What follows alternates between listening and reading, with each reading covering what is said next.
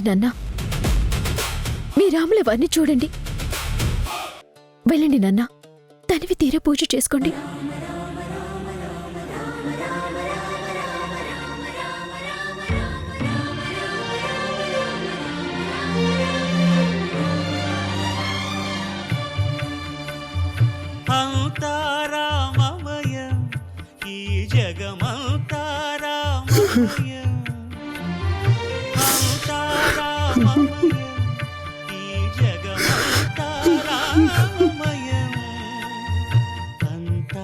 శ్రీరామచంద్ర, ఈ గుడిలో నన్ను అడుగు పెట్టద్దు అన్నారు. నిన్ను పూజించే హక్కు నాకు లేదు అన్నారు. దాంతో నా గుండె ఆగినంత పనైంది స్వామి. స్వామి, నాకు ఊహ తెలిసిన దగ్గర నుంచి నిన్నే కొలుస్తున్నాను. నాకు కష్టం వచ్చినా, నష్టం వచ్చినా, నా కోపం వచ్చినా, బాధ వచ్చినా ఇలా ప్రతిదీ నీతోనే పంచుకుంటున్నాను. అలాంటి నిన్ను చూడొద్దు అనేసరికి, నా చేతులతో నీకు పూజ జరిపించొద్దు అనేసరికి ఎంత బాధపడ్డానో, ఎంత నరకాన్ని అనుభవించానో నాకు మాత్రమే తెలుసు. నా కూతురు ఈ తండ్రి బాధను తీర్చింది. నా తండ్రివైన నీ చెంతకు నన్ను చేర్చింది. నిన్ను మళ్ళీ కొలుచుకునే భాగ్యాన్ని ప్రసాదించింది. ఇదంతా నా కూతురు పుణ్యమే.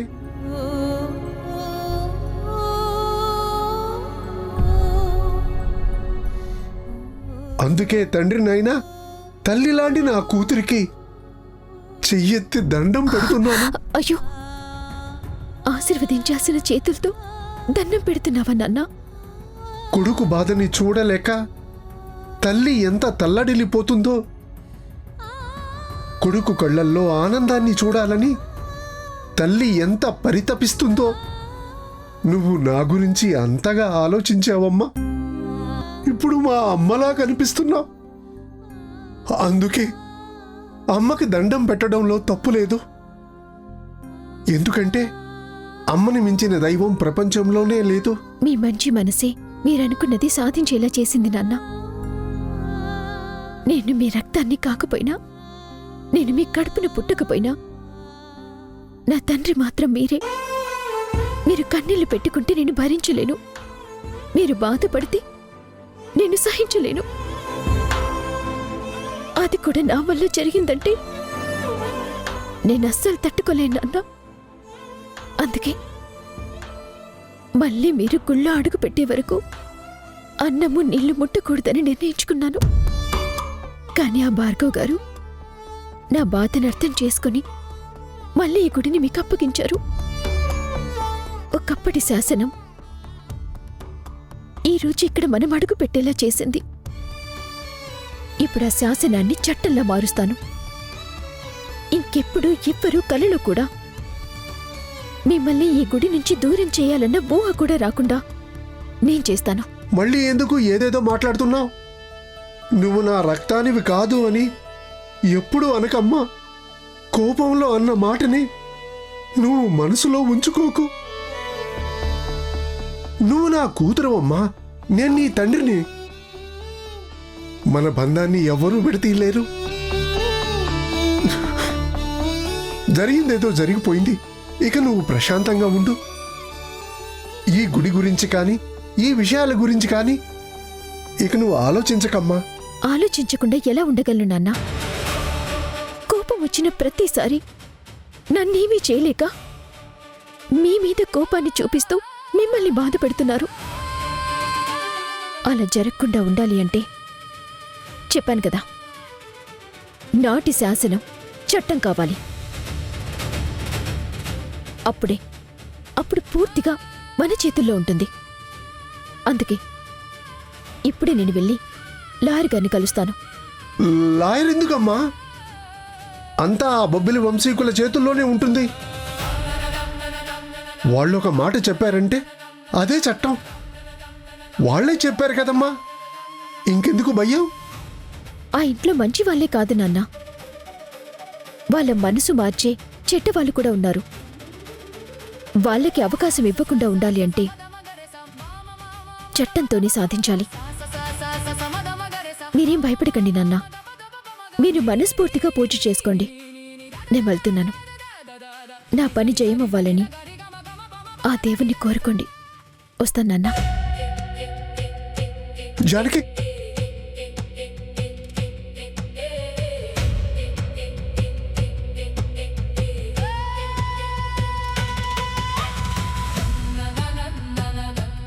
తనకి ఎలాంటి ఇబ్బంది రాకుండా నువ్వే కాపాడు.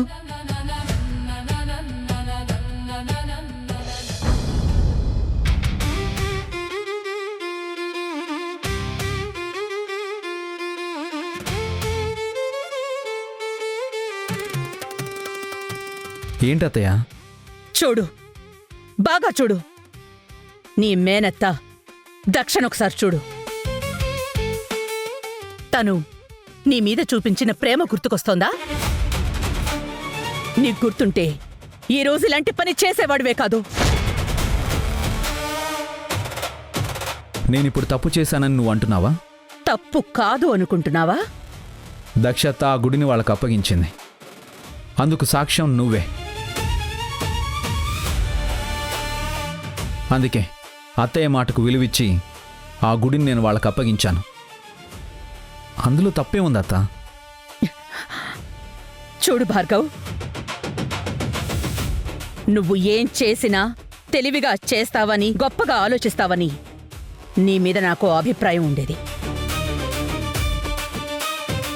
ధర్మపీఠం దగ్గర నువ్వు తీసుకున్న నిర్ణయం గాని, ఇంటి ముందు నువ్విచ్చిన తీర్పులు గాని, ప్రతి విషయంలోనూ నిన్ను చూసి నేను గర్వపడేదాన్ని.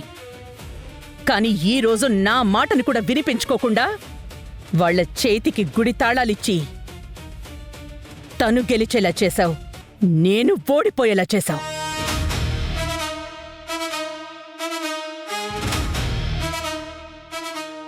ఇదంతా దక్ష గురించి చేశాను అంటున్నావు కదా. జానకి చేసిన పనిని దక్ష క్షమిస్తుందా? తన కూతుర్ని ఇంటికి దూరం చేసింది, దాన్ని క్షమిస్తుందా? తన కోరిక నెరవేరకుండా చేసింది, దాన్ని క్షమిస్తుందా? చివరికి తనకు అన్యాయం చేసిన తన భర్త దగ్గరికి భూమిని వెళ్లేలా చేసింది, దాన్ని క్షమిస్తుందా? ఓ, ఎందుకు మమ్మీ పదే పదే భూమి విషయాన్ని బావ దగ్గర తీసుకొస్తావు? ఇప్పుడు నువ్వు కోపంగా గట్టిగా అడిగావంటే అది జానకి చేయలేదు, మొత్తం నీ కూతురే చేసిందని నా గురించి చెప్తాడు. అప్పుడు నువ్వు నన్ను చంపేస్తావు మమ్మీ. కుముదో, మాట్లాడుకో. నువ్వు అనవసరంగా భయపడుతున్నావు. పొరపాటును నీ మాటలు ఎవరన్నా విన్నారంటే అప్పుడే అసలైన ప్రమాదం. కోడలకు కూడా చెవులుంటాయి. గోడలకి చెవులుంటాయో లేదో నాకు తెలీదు, కానీ మమ్మీ ఇంత గట్టిగా అడిగితే బావ మాత్రం ఖచ్చితంగా చెప్తాడన్న భయంతో నా గుండె ఆగిపోయేలా ఉంది డాడ్. ఇప్పుడు ఏం చేయాలి? మాట్లాడుకోపా. చూడత్తా, జానకి మన ఇంటి ముందుకొచ్చి గొడవ చేసి తను నిరాహార దీక్షకు కూర్చుంటే, తాళాలు ఇచ్చే వరకు తను వెళ్ళకపోతే ఇదంతా చూసి ఊళ్ళో వాళ్ళు ఏమనుకుంటారు? బొబ్బిలి వంశీకులు మరీ ఇంత క్రూరంగా ఉంటారా? ఒక ఆడపిల్లని ఇలా ఏడిపిస్తారా?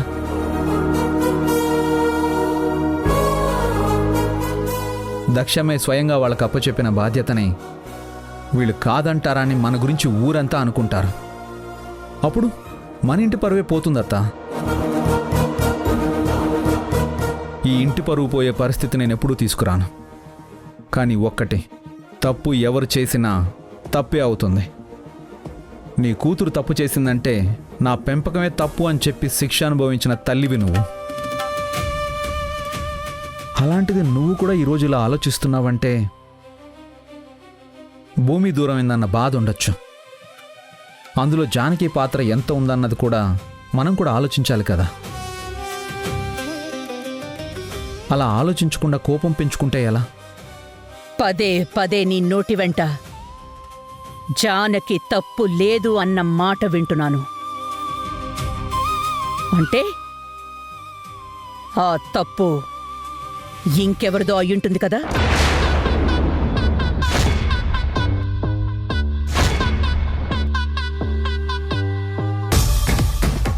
ఆ విషయం నీకేమైనా తెలిసిందా?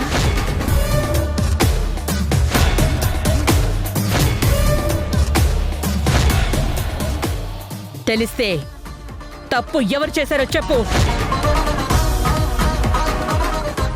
వాళ్ళు ఎవరైనా సరే నా చేతుల్లో మరణశిక్షే.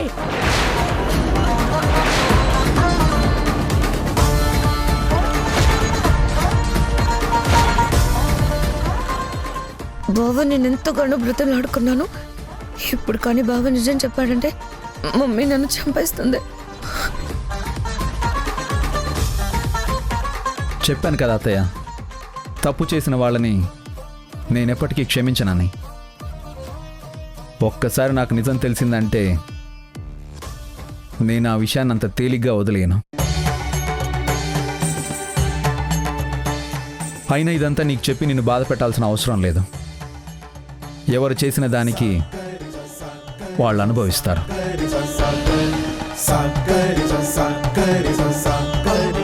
మళ్ళీ ఇంకొకసారి ఇలాంటి ప్రయత్నం చేస్తే వాళ్ళకి ఎలా బుద్ధి చెప్పాలో నాకు తెలుసు.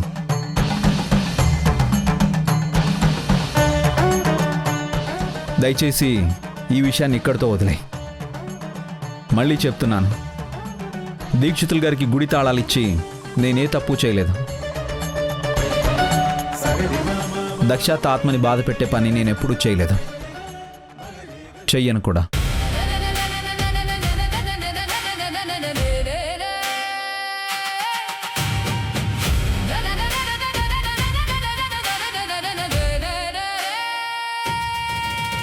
దక్ష, భార్గవ్ ఏదో నా దగ్గర దాస్తున్నాడు.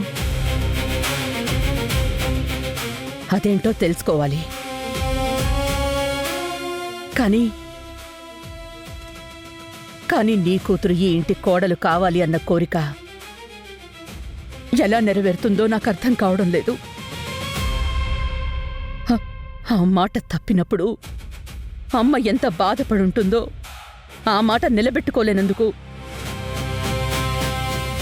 నేను కూడా అంతే బాధపడుతున్నాను.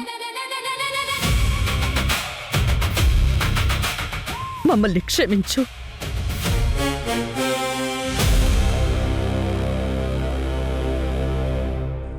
Thank God. బావ ఎక్కడ నిజం చెప్పేస్తాడో అని ఎంత టెన్షన్ పడ్డానో డాడ్.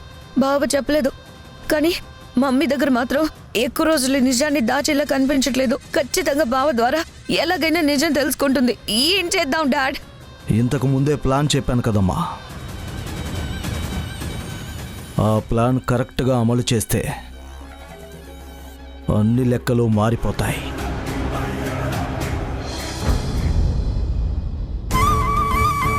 ఎక్కడికి వెళ్ళి ఉంటుంది?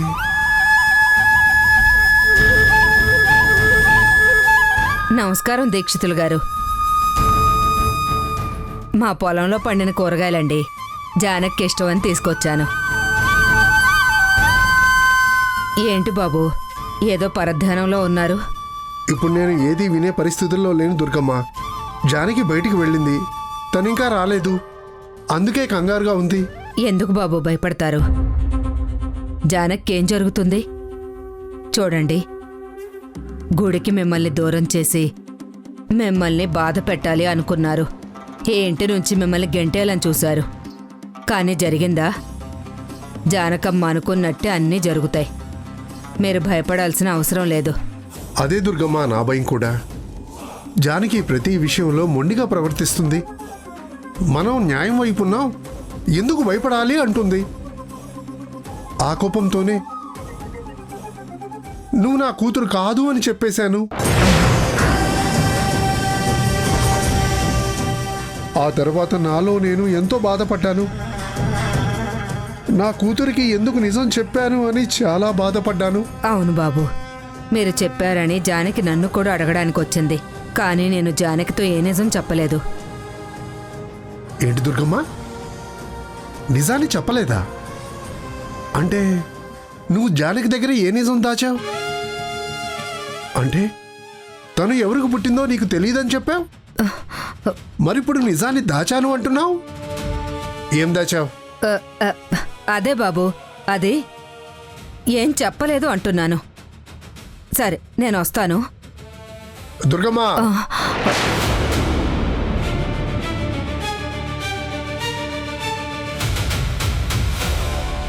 నువ్వేదో నిజాన్ని దాస్తున్నావు.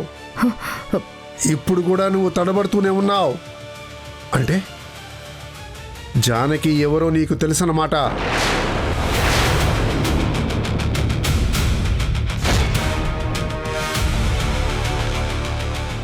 ఆ రోజు కావాలని నా దగ్గర నిజం దాచావు.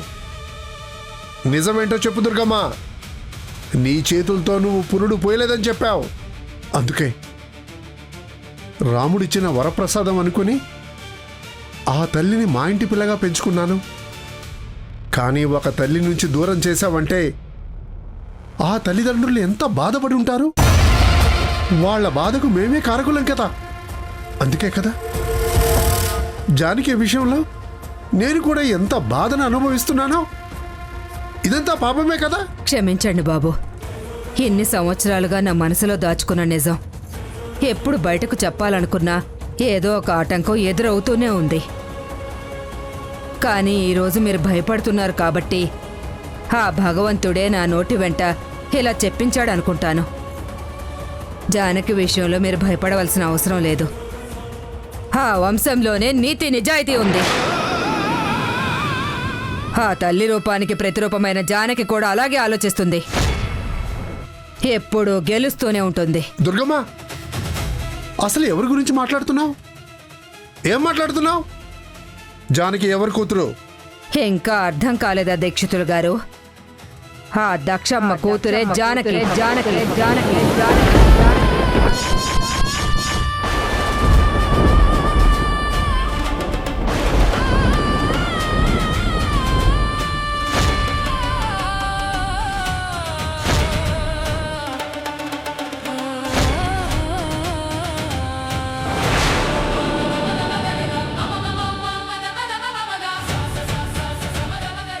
ఏంటి దుర్గమ్మ,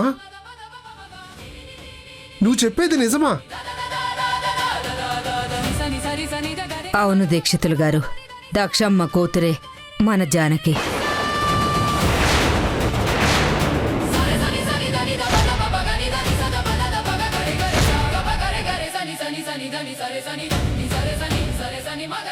దక్షమ్మకిద్దరు ఆడపిల్లలు పుట్టారు.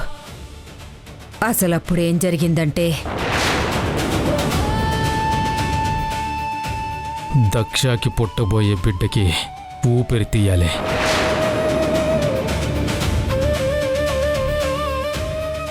అక్కడ వారసత్వం వస్తే ఇక్కడ నువ్వు మట్టిలో కలిసిపోతావు. నా ప్రాణమైనా ఇస్తాను కానీ ఆ తల్లి బిడ్డకు అన్యాయం మాత్రం చేయలేనయ్యా. జయసింహ,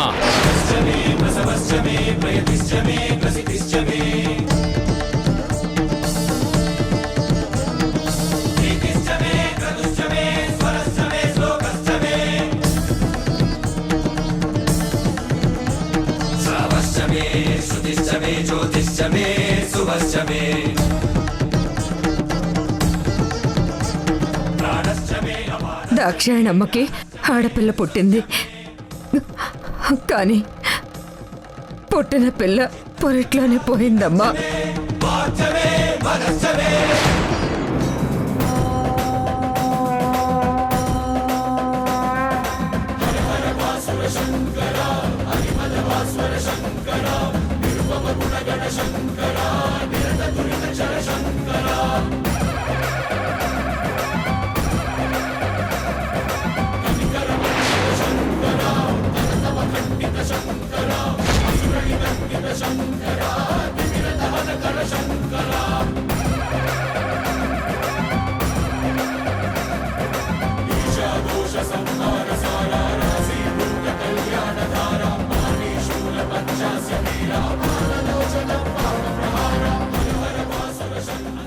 అలా ఆ రోజు ఆ పసిబిడ్డను కాపాడాలనుకున్నాను.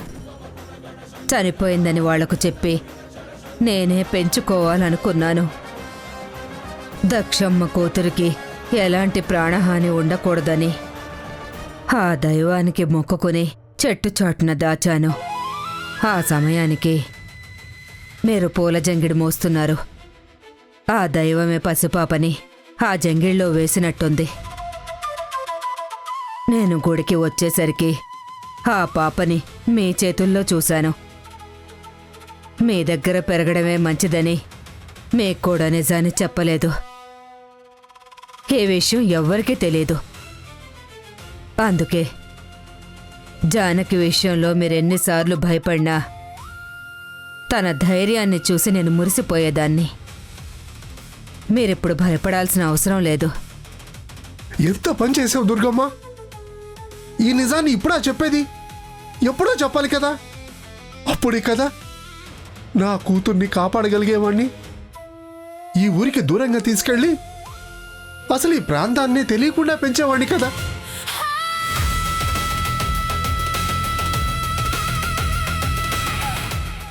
జానకి ఈ నిజాన్ని చెప్పనని నువ్వు నాకు మాటివ్వు.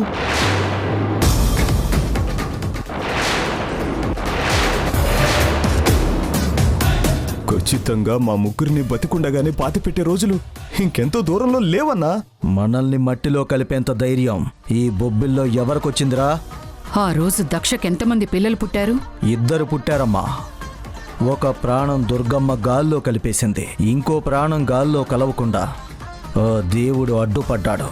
ఇన్ని రోజులు మనం కూడా అలాగే అనుకున్నాం. కానీ దక్ష 2 కూతుర్లు బతికే ఉన్నారు. ఇప్పుడు జానకి రూపంలో పెరుగుతున్న అమ్మాయి ఎవరో కాదు, దక్ష పెద్ద కూతురు.